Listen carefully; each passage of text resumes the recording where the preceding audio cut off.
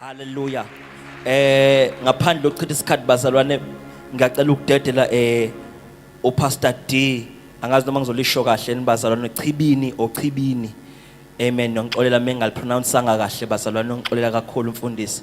Ngiyacela simshayele izandla ezinkulu kakhulu esiza ngaphambili ezosamukela. Amen.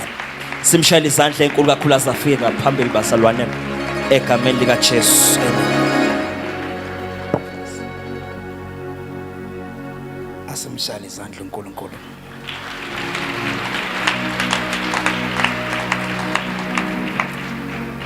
Hallelujah. Praise the Lord. Sibingelele egameni kaJesu Kristu. Kunonkulunkulu omningi la. Manje yathemba inkosi nami izongisiza. Praise the Lord. Sibingelele thanda ubingelele baba wami nomama umpostoli Masimule egameni kaJesu Kristu. Singabashayela izandla bangcwele please. Ngibingelele ubaba umpostoli umlambo egameni kaJesu Kristu. Ngibingelele Minister Mate egameni kaJesu Kristu. Ngibingelele abefundisi bonke the fivefold ministries. Ngibingelele gogo omkhulu obaba omama ubhuti osisi nabancane egameni kaJesu Kristu. Praise the Lord. Praise Jesus. Ebangcwele ngizela ngokuthunywa ngizokwenza word of welcome. Praise the Lord. But kunento baba wakho wayisho ngelinye ilanga esifundisa wathi uNkulunkulu ukhona yonke indawo kodwa akasebenzi yonke indawo. Praise the Lord. And ngafunda ukuthi uNkulunkulu kunento entathu ayibhekayo. Ubheka indawo, abheka isikhathi, abheka icebo.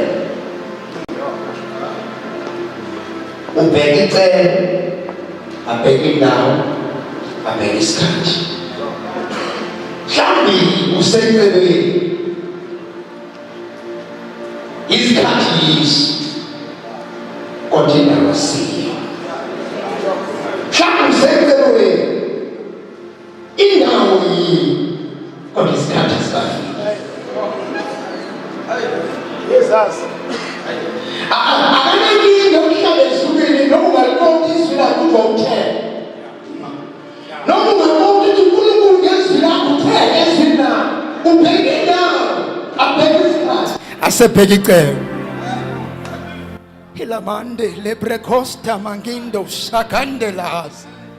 Hayi mhlambe asiphuthumeni uthe mangibingelela nenze welcome ngivula izwi abanginikezanga izwi kodwa ngicela uvula leli Exodus chapter 3 asikhulumanga nomfundisi ucela khange sikhulume kodwa ngimzwe thinta izinto ekuthiwe ngiyithinte la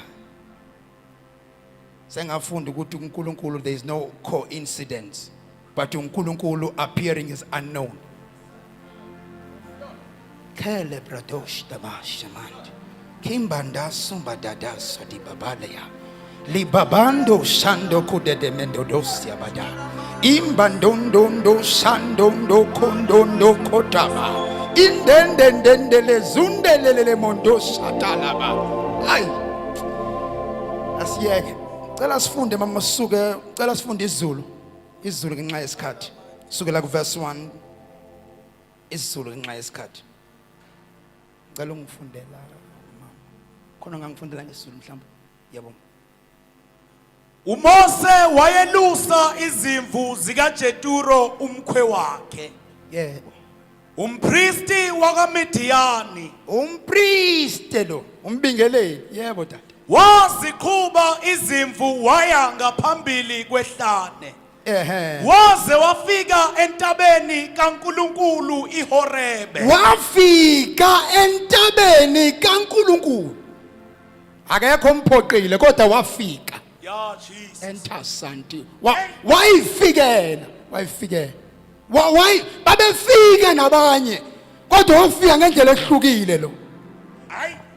bayafika bafike basho bathi intaba yakhe yebo kodwa ufike khothala mathalayo ufike yazi uzokwenzani buya nento zakhe ila mathayi limilia hey hayi man hayi asifunde mfowethu please ngiyacela asifunde ixesha nalo please ngiyacela Kwabonakala kuye ingelosi kaJehova elangabini lomlilo livela phakathi kwesihlahla. hayi man ehena Wabuka Yebo. beka isihlahla savutha umlilo. yo isihlahla savutha umlilo yebo Kepha isihlahla asiphelanga nokho.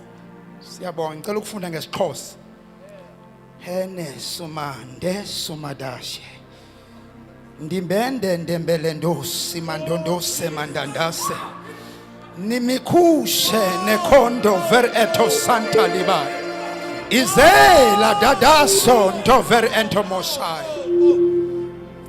nasunda cela ufunda ngesixhosa uverse 3 wathetha yedwa wathi makhe ndisondele ndibone lo mhlola ngani ukuba ityholo lingatshi undikhoyo wathi akubona kuba uMoses uyasondela efuna ukuqonda lo mbono wamkhwaza esetholweni apho wathi Moses wasabela kena wathi ewe ndimlo uThixo wathi kuye sukusondela khulula imbadada ezo praise the Lord uMose ubona isihlahla esivuthayo uMose ngokubaleka eGibhithe uyithola kule ntaba uMose akazange kule ntaba ngoba ethanda ukuza uphethwe luloyika uyoyika ngoba eGibhithe bambize ngombulali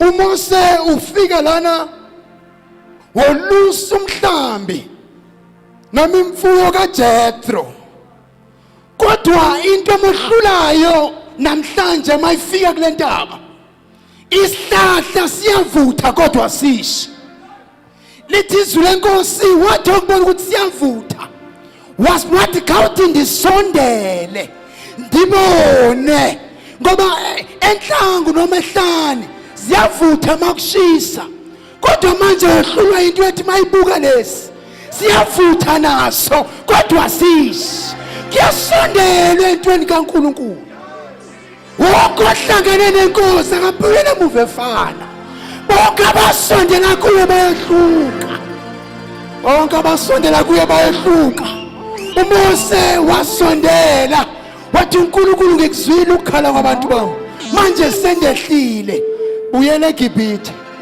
la abaleka khona ukuthi ubulele manje akasabuyeli njengombulali ubuyela njengoNkulunkulu ngoba uthi uNkulunkulu kuye uAaron uzoba ngumprofeti wakho wena uzoba ngumNkulunkulu kuye ngoba akakwazi eGibhithe abhekene nomfana ngoNkulunkulu engumprofeti yena akakwazi ukubuyela eGibhithe esengumbulali ifani yombulali ayibulawe la ayiphele la ngoba mayiphinde emuva uzathi uThixo wokhokho bethu uhlangane nawo uThixo kaAbraham uThixo kaIsaka uThixo kaJakobe kuyasondela wasondela nayo uEnoch lithi iBhayibheli and he was taken akazange afe akafanga kungoku James ethi draw nigh to God and he will draw nigh to you mawufuna usondela kuye usondela njengoba usondela nawe mawuma na uyama mhlawumbe ufuna direction about your life and stay in the secret place you will find direction but you can't find direction in the secret place uyayithola direction in the secret place. Kodwa awuyitholi secret place in the direction. Oh, mhlawumbe la ekhaya ufuna direction. Say, Lord, speak a word upon my life. He's going to speak the word, but you must stay in the secret place. Wasondela kuyu Enoch. uNkulunkulu wazibona ku Enoch, no Enoch wazibona uNkulunkulu. Kodwa ngeke kulunga ukuthi abuyele emuva kasolehlala lo, ngoba kuzoba nenkinga. Mawusondele uNkulunkulu awubuye ufana. Wagibela entabeni mayibuya bakhona kumbheka ebusweni. Lithi izwi lenkosi bathi cela uthethe noThixo wakho wena. Nanto nayichoyo soyenza. Ngoba bohlula bubukhona bakhe. Uthi mawuthathwe izulu likubhiqa ngento zasezulwini mawuqhamuka. Asaboni wena sibona izulu kuwe. Kuyasondelwa uNkulunkulu. Kuyasondela. Umuntu oyikhuphuke ngumbulali. Wathi mayisondele ebuyele emuva. Bamhlonipha bonke. Bamhlonipha bonke. Ngizothi ebusuku asondelele. Awuyisondelele wena. You are looking for a direction, sondela. You want a breakthrough in your ministry, sondela. You are thirsty for God, sondela. You want a financial breakthrough, sondela. Kunezinto engayakhona ukuyikhuluma mawukude. Mawusondela kuye. Uthatha iform yakhe. When you draw nigh, mangisondela la iba nkulu, kodwa mangihlehla iba ncane. uNkulunkulu uthi masondela uyasondela. Kodwa mangihlehla iba ncane, angisabona amandla ayo. Kodwa the more ngisondela uNkulunkulu, uthe ngibize lapha inangibize. Athe ngibize lapha inangibize. Uba mkhulu kunawo. Inkosi nibusise. Simshaya izandla enkulu kakhulu mfundisi egameni lika Jesu.